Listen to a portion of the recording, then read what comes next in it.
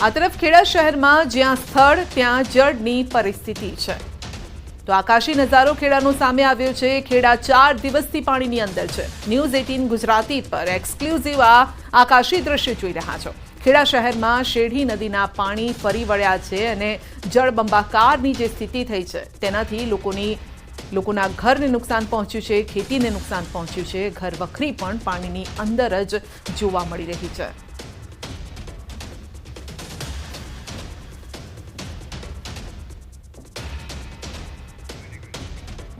તો જ્યાં જુઓ ત્યાં પાણી જ પાણી। ખેડા અને ભરૂચના આકાશી દ્રશ્યો જે સામે આવ્યા છે તેમાં બસ એક જ વાત આમાં કોમન છે કે નદી રૌદ્ર સ્વરૂપ ધારણ કરીને બેઠી છે અને લોકોના ઘર ખેતર બધું જ પાણીની અંદર સમાઈ ગયું છે। તો એક તરફ ઢાઢર નદી, બીજી તરફ શેઢી નદી કઈ રીતે લોકોના ઘર સુધી પહોંચી છે તેના દ્રશ્યો છે। તો નદીઓએ કિનારા વટાવ્યા અને લોકોના ઘર સુધી પહોંચી ઘર વખરીને ખેતીને નુકસાન પહોંચાડ્યું છે।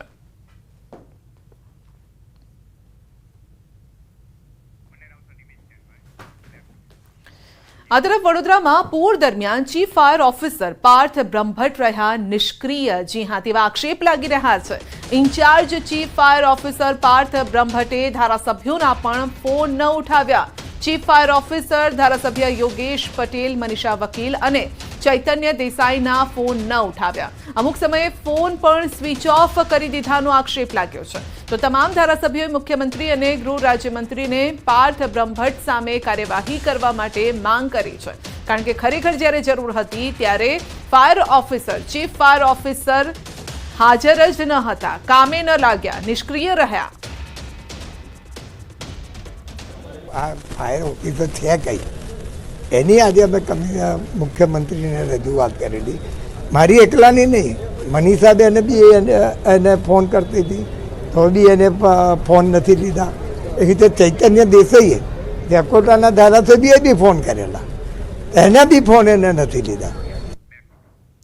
તો વરસાદને લઈને રાજ્યમાં થયેલ જાનહાનિના સમાચાર અને રાજ્યમાં વરસાદના કારણે છેલ્લા 2 દિવસમાં કુલ 10 લોકોના મૃત્યુ થયા છે। ભરૂચ જિલ્લાના આમોદ તાલુકામાં નદીના પ્રવાહમાં ડૂબી જવાથી એક વ્યક્તિનું મોત થયું છે। તો જામનગર શહેરમાં વરસાદી પાણીના પ્રવાહમાં તણાઈ જવાથી 2 લોકોના મોત થયા છે। ગઈકાલે રાજ્યના અલગ અલગ વિસ્તારમાંથી કુલ 584 વ્યક્તિઓનું રેસ્ક્યુ હાથ ધરવામાં આવ્યું। આ તરફ 8707 લોકોનું સ્થળાંતર કરાયું છે।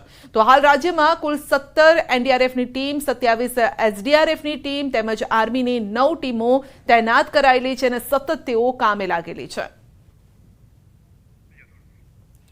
તો રાજ્યમાં મોતનો આંકડો, આ સાથે જ લોકો જે ફસાયેલા હતા તેમને સ્થળાંતર કરવામાં આવ્યું છે તે આંકડા પણ સામે આવ્યા છે। ગાંધીનગરથી જે કંટ્રોલ ટીમ છે તે સતત નજર રાખી રહી છે। તો રાજ્યનો જ્યાં પણ ખાના ખરાબી છે તેનો રેકોર્ડ રાખવામાં આવી રહ્યો છે। તો 800થી વધુ રસ્તાઓ અત્યારે ખસ્તા થઈ ગયા છે। તો સ્ટેટ હાઈવે પણ કેટલાક હજુ બંધ છે અને પંચાયતના માર્ગો પણ બંધ છે, કારણ કે રસ્તા પર પાણીનો પહેરો છે। જામનગર શહેર તેમજ ગ્રામ્ય પંથકોમાં છેલ્લા 5 દિવસથી મેઘરાજા મન મૂકીને વરસી રહ્યા છે। કેટલાક વિસ્તારોમાં મેઘરાજા આશીર્વાદ સ્વરૂપે વરસ્યા, તો કેટલાક વિસ્તારોમાં મેઘરાજાની તોફાની બેટિંગના કારણે લોકોને ભારે હાલાકીનો સામનો કરવો પડ્યો। 5 દિવસ બાદ આખરે જામનગર શહેર તેમજ જિલ્લામાં વરસાદે વિરામ લીધો અને ત્યારે ધીમે ધીમે વરસાદના કારણે અનેક લોકોની ઘરવખરી વરસાદી પાણીમાં ગરકાવ થઈ ગઈ, નુકસાન પણ પહોંચ્યું છે। બીજી તરફ જામનગર શહેરના પંડિત નહેરુ માર્ગ પર આવેલ મોડર્ન માર્કેટના સેલારમાં રહેલી અંદાજિત 65 જેટલી દુકાનો હજુ પણ પાણીની અંદર ગરકાવ છે। તો ત્યારે અહીંના વેપારીઓ પણ કહી રહ્યા છે કે સરકાર તાત્કાલિક અસરથી સર્વે કરાવે, વેપારીઓને સહાય ચૂકવે। વરસાદ રહ્યા બાદ હજુ પણ મનપાના એક પણ કર્મચારી પાણીનો નિકાલ કરવા માટે નથી આવ્યા। જામનગર મનપાના ફાયર વિભાગ સિવાય કોઈ પણ અહીં આવ્યું નથી તે પ્રકારના આરોપ પણ લાગી રહ્યા છે। અત્યારે મોડર્ન માર્કેટમાં તમે જોઈ શકો છો કે છે ને ફૂલ પાણી આવી ગયું છે અને છે ને માણસોને ઘણું બધું નુકસાન થયું છે. માણસોને ઘણું બધું છે ને માલ સામાન અને જાનહાની પણ ઘણી બધી થઈ છે ને માણસોને છે ને પૈસાનું એ ઘણું બધું નુકસાન થયું છે. મોડર્ન માર્કેટમાં છે ને કમર સુધી પાણી આવી ગયું છે અને માણસોના સામાન અને એ બધું પણ પાણીમાં તણાઈ ગયું છે. પછી મોડર્ન માર્કેટમાં અહીંયા જોઈ શકો છો કે કેટલી કીચડ થઈ ગઈ છે, કેટલું પાણી આવે છે. દુકાન 25 વર્ષની અંદર રેકોર્ડ છે કે આટલું પાણી આવ્યું વધારે. 25 વર્ષ પહેલા આટલું પાણી પહેલા આવતું પણ આટલા સુધી પાણી ના આવતું. નોર્મલ તળિયા સુધી પાણી હોય, પાણીનો નિકાસ થઈ જાય, પણ આ વર્ષે તો એટલું આવ્યું છે. એક રીતે કુદરતનો પ્રકોપ અને એક રીતે કુદરતની મહેરબાની. પ્રકોપ એટલો છે માર્કેટની અંદર કે માર્કેટના ગળા સુધીનું પાણી અત્યારે હાલ તમે જોઈ શકો છો કે ગળા સુધીનું પાણી. એટલે અમારા સેલરમાં જે તે દુકાનદારો કે દરેક દુકાનદારોના જે ફર્નિચર હોય, માલ સામાન રહી ગયો હોય, કારણ કે ઓલરેડી આ 3 દિવસની રજા ગઈ હતી એટલે બધા પોતપોતાની રીતે જરૂરી પૂરતી સગવડતા કરીને ઊંચા. જામનગર શહેર અને જિલ્લામાં જે રીતે છેલ્લા 5 દિવસથી અવિરત વરસાદ વરસી રહ્યો હતો ને આખરે હવે મેઘરાજાએ ખમૈયા કર્યા હોય તે પ્રકારના દ્રશ્યો છે તે સામે આવી રહ્યા છે. પરંતુ 5 દિવસના વરસાદ બાદ પણ સ્થિતિ જેસે તેસેની જ જોવા મળી રહી છે.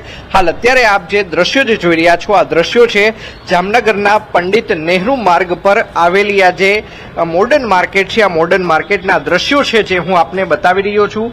ચોક્કસ વરસાદે વિરામ લીધો છે પરંતુ મોડર્ન માર્કેટના જે સેલરની અંદર અંદાજિત 65 જેટલી દુકાનો આવેલી છે. આ તમામ જે દુકાનો છે તે પાણીની અંદર ગરકાવ થઈ ચૂકી છે. 7મ 8મની રજા હોવાના કારણે તમામ જે વેપારીઓ છે તેમને પોતાના વેપાર ઉદ્યોગ ધંધા બંધ કરી દીધા હતા. પરંતુ જે પ્રમાણે સૌરાષ્ટ્રની પરંપરા છે કે 10મ બાદ 11સથી આ દુકાનો ખોલતી હોય છે, પરંતુ આજે 12 થઈ ચૂકી છે અને જોઈ શકાય છે કે એક પણ દુકાન નથી ખુલી. ત્યારે આ દુકાનો ન ખુલવા પાછળનું કારણ માત્ર ને માત્ર જે પ્રકારે વરસાદે તારાજી સર્જી છે, જે પ્રકારે નુકસાન હાલ અત્યારે મોડર્ન માર્કેટના જે સેલારની અંદર જે અંદાજિત 65 જેટલી દુકાનો આવેલી છે આપ જોઈ શકો છો કે અત્યારે પણ 4 ફૂટ જેટલું પાણી છે તે આ સેલારની અંદર જોવા મળી રહ્યું છે. અહીંના વેપારીઓને લાખો રૂપિયાનું નુકસાન છે તે પહોંચ્યું છે. અહીંના જે વેપારીઓ છે તેમનું કહેવું છે કે મહાનગરપાલિકા દ્વારા તાત્કાલિક અસરથી આ જે સેલારની અંદર રહેલું જે પાણી છે તે ખાસ કરીને ખાલી કરાવવામાં આવે જેથી કરીને વેપારીઓ છે તે પોતાના વેપાર ધંધા ખોલી શકે ને ત્યારબાદ એક સાચો આંખ છે તે સામે આવી શકે કે આખરે અહીંના જે વેપારીઓ છે તેમને પોતાની દુકાનની અંદર કયા પ્રકારનું નુકસાન છે તે થયું છે. અંકિત પોપટ, ન્યૂઝ 18 ગુજરાતી.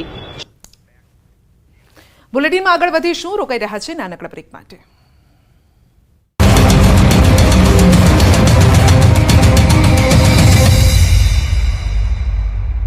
ક્યાં ફેરવાયું સ્થાનિક નદીમાં પાણી ગામમાંથી પસાર થતા ગામ તળાવ બની ગયું. ગામમાંથી નદી વહેતી હોય તેવા દ્રશ્યો જોવા મળ્યા. જુઓ પૂરના પ્રકોપ બાદના દ્રશ્યો. ભારે વરસાદના પગલે ગુજરાતીઓ હજુ 72 કલાક સાવધાન રહેજો, કેમ કે અંતે ગુજરાત પર જેનો ખતરો મંડરાઈ રહ્યો હતો તે જ થવા જઈ રહ્યું છે. ગુજરાતના કચ્છના લોકો મેઘતાંડવ બાદ હવે વાવાઝોડાની થપાટ માટે તૈયાર થઈ જજો. કચ્છ પર વાવાઝોડાનો ખતરો મંડરાઈ રહ્યો છે. ગુજરાત પરની સિસ્ટમ વાવાઝોડું બનવાનું નક્કી. આગામી 24 કલાકમાં કચ્છમાં વાવાઝોડું જોવા મળી શકે છે. ગણતરીના કલાકોમાં બની જશે અસના વાવાઝોડું.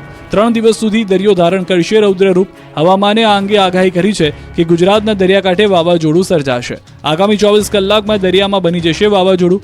48 વર્ષ બાદ વાવાઝોડું રચશે ઇતિહાસ. જમીન પરથી દરિયામાં આવીને સિસ્ટમ વાવાઝોડું બનશે. હવામાનના ઇતિહાસમાં ભાગ્યે જ બનતી ઘટના બની શકે છે. 1976માં આ જ ટ્રેક પર બન્યું હતું આ પ્રકારનું વાવાઝોડું. લગભગ એ જ ટ્રેકની આસપાસ હાલની સિસ્ટમ છે. જોગાનું જોગ 1976માં 31 ઓગસ્ટે બન્યું હતું વાવાઝોડું.